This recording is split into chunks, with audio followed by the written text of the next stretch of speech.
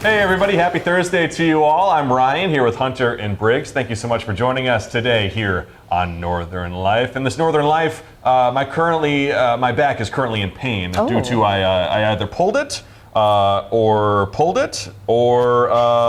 most likely pulled it. Pulled it. Got it. What were you doing? What happened? The other day I was golfing, and I thought I stretched enough, and like on my first swing I felt fine. On my second swing, I felt like it's like all the way up my hip into my back. So I might have to call Grafless Savage to get some chiropractic advice.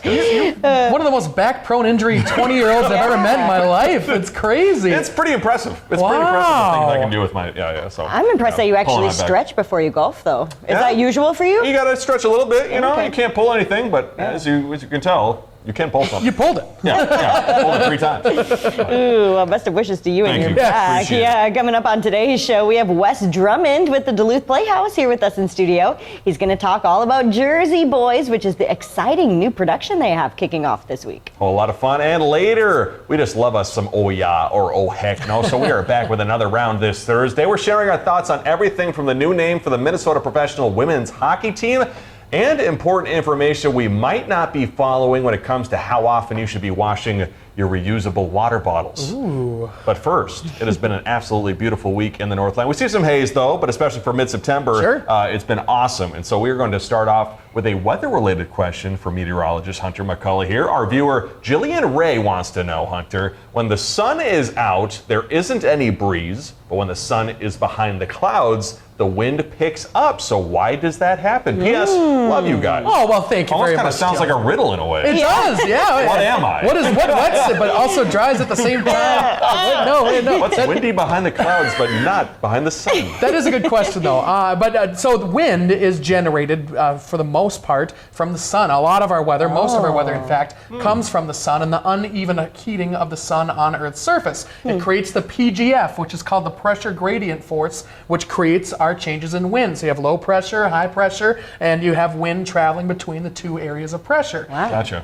That's it's a pretty minuscule kind of thing with the clouds and the sun that it really doesn't have that much of an impact about like winds when the clouds are there and whether the clouds are not there. So really, it might just be a coincidence that you're seeing when it comes to the sun with the clouds versus the sun, because it can happen either or. If the sun is out, a lot of times it's windy all the time. So it's more so has to do with the pressure changes in the Earth's atmosphere. Well, all the signs could fill the rest of the show. On a roll. That was incredible. Good job. Thank you very much. Ask us to have that on a test later. I'll be quizzing you at the end of this block. I heard that. I don't know. Isn't a PGF a movie rating? I don't know. Oh, yeah, it is. PG-13 wind is my least favorite element, and I've always kind of wondered where it's come from. You know, all of a sudden it's windy, and you're just like, why? I don't. This was very informational. Thank you very much. I'm glad I could help. Yeah, more educated now. I understand the wind, and maybe I can back off hating it so much. There we go. You understand it. Northern windy life. Yeah. Well, eventually it's going to start feeling more like fall out there, and of course Halloween season 2. But being early to Halloween is a point of pride for Anoka, Minnesota, which is nicknamed the Halloween capital of the world, believe it or not. Americans are already celebrating early, which is part of a trend called Summerween. One woman says she started putting out her Halloween decorations on the first day of school for her kids. And some people think we keep seeing Halloween decor out at the stores earlier and earlier because Christmas decorations have also been hitting the shelves earlier. So kind of like a little bit of a domino effect situation. Christmas comes early, that pushes Halloween, and Christmas is encroaching on Halloween. It's true. It deserves its own time. I'm not exactly sure how long it deserves. The month of October, I'd give you like the last week of September too for Halloween decorations. Well, here's my question though. There isn't really another holiday before Halloween that people decorate for, except for 4th of July. Right? Yeah. But after the 4th, there's not really anything else to decorate for. So maybe late August, early September.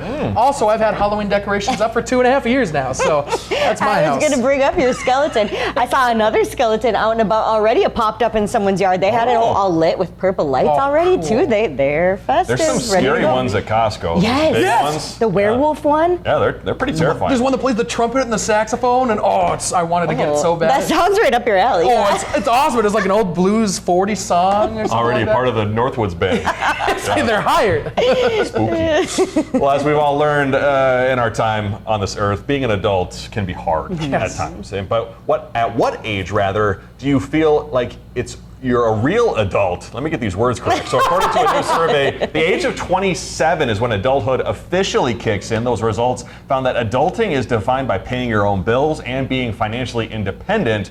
And still 11% of Gen Zers don't yet feel like an adult quite yet. And across the board, 76% of the older generations wish they had taken their finances more seriously back in their 20s. And so I'd ask you guys, Hunter, are you 27? I am 27 currently. Do you feel like a real adult now? In some ways I do, but some ways, I still like to have fun here and there. And you can have fun as an adult, obviously, but I feel like it happened to me maybe a couple of years ago when I bought my first home. Yeah. I felt more like an adult when that started happening, paying those bills, paying the light bills and all that stuff. So Sure. I don't know when you felt that way, Briggs. Yeah, if you have a home and then all of a sudden you're like, oh, the sink's not working, who do I call? And I was like, oh, I call me. I'm the one that has to I'm do the that. one who has to figure this out, yeah. So I agree with you there, like having to deal with the projects and, for me it was when I got my dog too, and Sure. someone else or something else kind of relied on you to kind of get up early and whatnot, yeah. I think life kind of makes more sense around the age of 27, 28, but Yes. especially when, I bought my car new,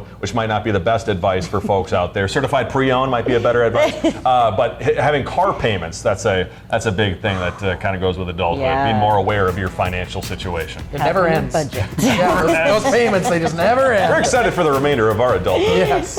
Coming up, it's time to wash that water bottle. We see just how gross these reusable items get during our Oh Yeah or Oh Heck No segment.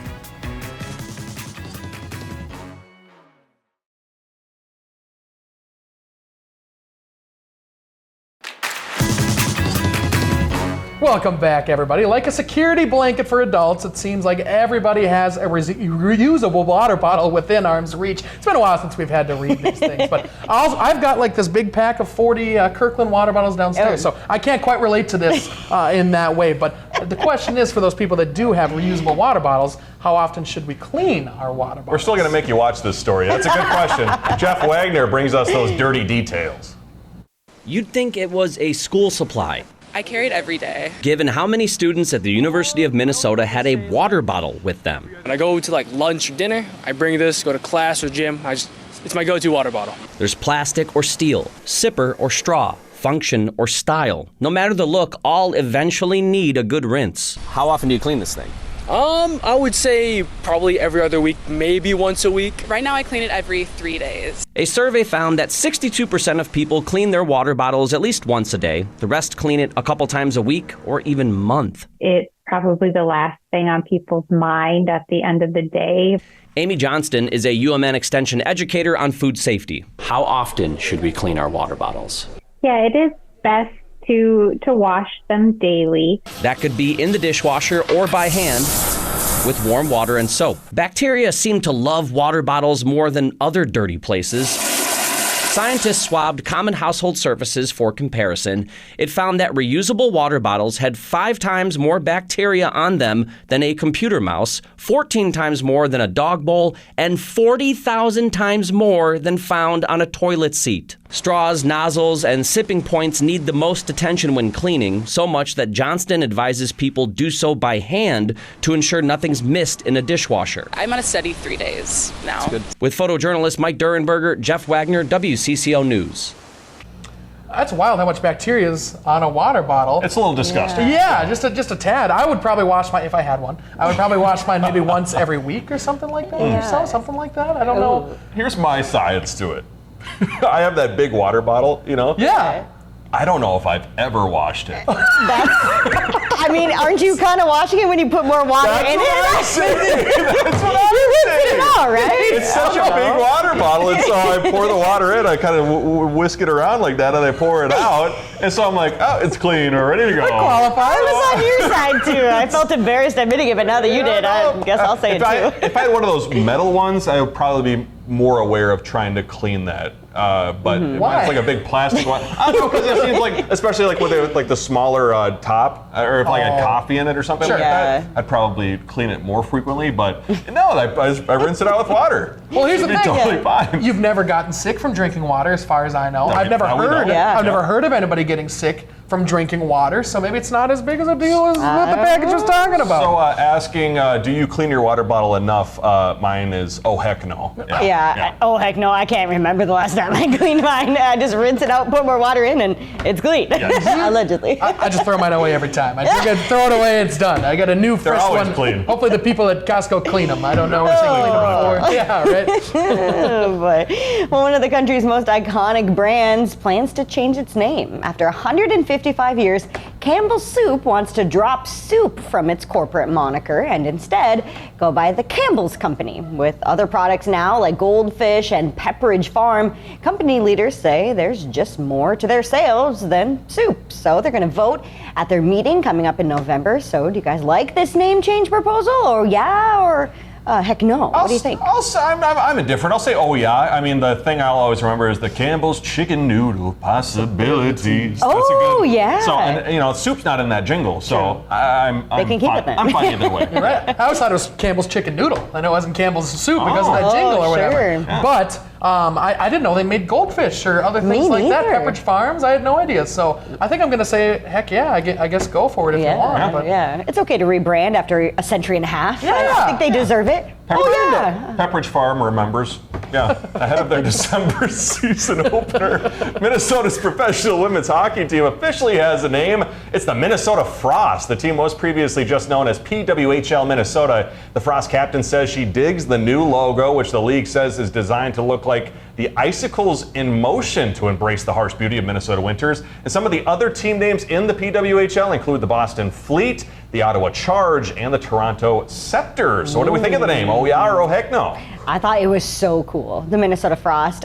Coolest name that we have for a sports team in Minnesota. Quite literally. Yeah. Oh, yeah, exactly. Good I kind of one. like the purple too. The purple and the logo kind of remind me a little of Prince too. Yes. Oh, look at that. Yeah. It's weather related. It checks off my box. Oh yeah, for me, Great for sure. news. Great news. Me too. Well, Cinnamon Toast Crunch wants to make bacon sweet. General Mills is working with Hormel's Black Label to make cinnamon-flavored bacon a reality. It's going to apparently feature a sugary crust with what they call a delicious balance of cinnamon, sugar, salt, and savory bacon taste.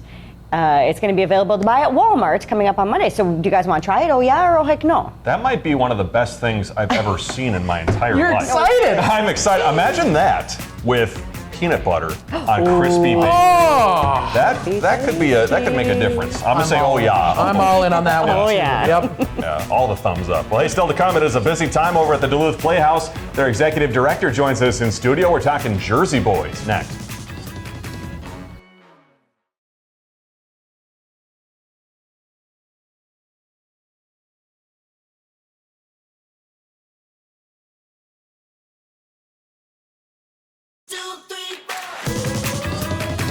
Hey everybody, coming up this weekend in downtown Duluth, a Tony Award-winning musical is taking audiences behind the music of Frankie Valli and the Four Seasons. Here with us to talk about Jersey Boys, which is coming to the NorShor Theatre, is Wes Drummond, who's not only the director of the show, also the executive director of the Duluth Playhouse. Wes, how you feeling? Good, excited. We open in 2 days at the NorShor Theatre, so we have our first preview audience tonight. Awesome. And people I bet are excited. I was very fortunate to be in 9 to 5, so a big thanks to everybody who came out and saw that. It seemed like last year's season must have been a huge success. Yeah, Duluth is a really special place. I've never seen this kind of support for the arts, and a ton of people came to see 9 to 5, and a ton of people have already bought their tickets to Jersey Boys, so we're really excited. It should be full houses for the opening of the 110th season. Awesome. Frankie Valli, Four Seasons, iconic music. Is that what people can expect when they come see the show? Absolutely. They've put every song possible in this show. Good news. Incredible. There's 53 scenes, so we change scenery like every page and a half, and it's hit after hit after hit. So if you like the Four Seasons, this is definitely the show. And you're not only directing the show, which I'm sure is incredibly challenging, but you're also the executive director of the Duluth Playhouse. I mean, what does a day look like for you? I mean, it's got to be busy these past couple of weeks? Yeah, so like 9 to 5, I'm usually at the office with the staff, and we are doing the marketing and the fundraising and all of that to keep the theater thriving and getting ready to launch the new season. And then I switch hats going into the evening, and I'm the director and the choreographer for the production. So I'm with the actors on stage, which I really enjoy because it kind of reminds me why we're doing all of the work during the day to get into the studio, get on stage, and do the more creative aspect of it. And this show is incredibly popular, but also this season is incredibly important to the Duluth Playhouse because, as you said before, it is your 110th anniversary, which is impressive for any organization, any company. You guys ain't got anything special planned? Are you highlighting your history this year? What's going to be happening in the next coming months? Yeah, 110 seasons of live theater is an incredible legacy that I'm really grateful to be part of. We have some surprises in store for the next year, and as part of our main stage season, we're producing shows that have never been done by the Playhouse before, so it's entirely new productions that we've never produced before. We've got some anniversary merch. We've got some cool Jersey Boys step and repeat photo options, some signature cocktails. Walk Like a Manhattan is going to be our signature drink at the NorShor Theatre. So a lot of cool, fun stuff to celebrate 110 years. And shows coming up too. Got to catch Jersey Boys, but you also got to catch, I think, Cinderella's on the list. Yeah. Is Waitress next summer, is that correct? Mm-hmm, yep. Our holiday production is Rodgers and Hammerstein's Cinderella. It's a new Broadway adaptation. We're doing a hysterical play, the one-act play that goes wrong in the new year. We're also doing Home I'm Darling, The Light in the Piazza, lots of incredible shows. And then, the Sarah Bareilles musical, Waitress, is our huge summer musical next year. A lot of people got to be looking forward to that. And Wes, quickly too, if maybe somebody hasn't came out to the North Shore yet, hasn't seen a Duluth Playhouse production, why should they? There's a million reasons, but I think the main one is because this incredible team, this incredible staff of local artists that come together at the NorShor Theatre and create something special time and time again. We produce 13 shows a year, which is more than I've ever heard a regional theater produce. It's a lot. When I got here, I was like, how many shows a year? Is that right? 13? I think the Playhouse staff and the local artists in Duluth are continually upping the bar and continually passionate about the art that they're creating at the NorShor Theatre. Well said. Executive Director, Wes Drummond with the Duluth Playhouse. You can catch Jersey Boys opening this Friday night. We'll have that information online.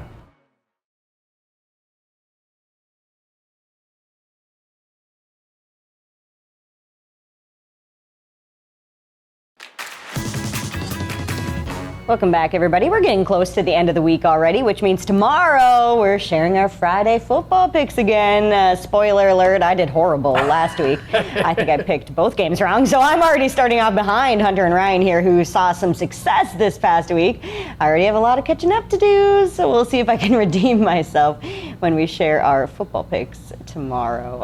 Good news for the Packers that Jordan Love's not completely out for the season. Yeah. So that's positive news. Yeah. That is huge. Good news for Vikings, too, is that Christian McCaffrey sounds like he's not going to play. Yeah. Well, there we go. Not good news for 49ers fans. No. Good news for us. Great news for us. Yes. As we have that, I believe, home opener. Yes. Yeah. Oh, you're right. It's exciting. That'll be fun. Well, hey, before we go, how about this story? A 76-year-old Kentucky woman recently made the decision that now is the time to get her first ever tattoo. Janice is also an ALS patient, and she brought an entourage with her to be part of this special occasion. She decided on a design of the sun saying "Shine On" underneath, and then a group of her caretakers also decided to get some tattoos of the I love you symbol, since sometimes Janice has trouble communicating, and that is a symbol they often share back and forth with one another. She's earned it. What a nice tattoo. Absolutely. Well, thank you guys so much for being with us here today. Have a great rest of your Thursday, and we'll see you back here tomorrow. Find some time to throw a line, or just head outside to unwind. That's the life in the great North Woods. Hike or bike, whatever you like. Get out in the day, enjoy the night. Yeah, we got the life in the great North Woods. Yeah, we got the life in the great North Woods. Yeah, this is Northern